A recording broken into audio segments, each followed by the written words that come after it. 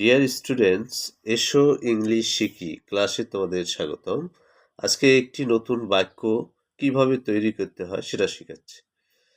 দেখো, keep away from মানে থেকে দূরে থাকো, থেকে দূরে থাকো।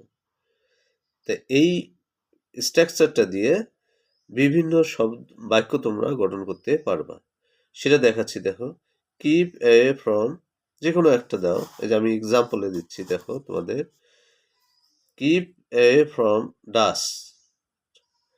কিপ অ্যাওয়ে ফ্রম ডাস্ট মানে হলো, ডাস্ট মানে ধুলা, ধুলা থেকে দূরে থাকো।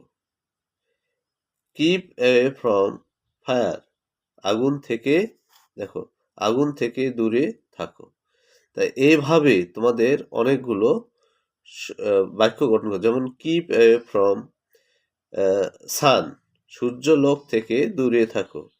কিপ অ্যাওয়ে ফ্রম ওয়াটার, পানি থেকে দূরে থাকো। কিপ অ্যাওয়ে ফ্রম এয়ার, বাতাস থেকে দূরে থাকো। অনেকে অসুখ হলে বাতাসে গেলে বেশি হয়। এই বাক্যটি সাজেস্ট করতে পারো তুমি। তাহলে মূল জিনিসটা হলো, স্ট্রাকচার হলো কিপ অ্যাওয়ে ফ্রম, থেকে দূরে থাকো, থেকে দূরে থাকো। এইভাবে যদি করো তোমরা, এই স্ট্রাকচারটা মুখস্থ করো, তাহলে তোমরা বিভিন্ন বাক্য নিজেরাই তৈরি করতে পারবে। আজ এই পর্যন্ত। ভালো থেকো, সুস্থ থাকো।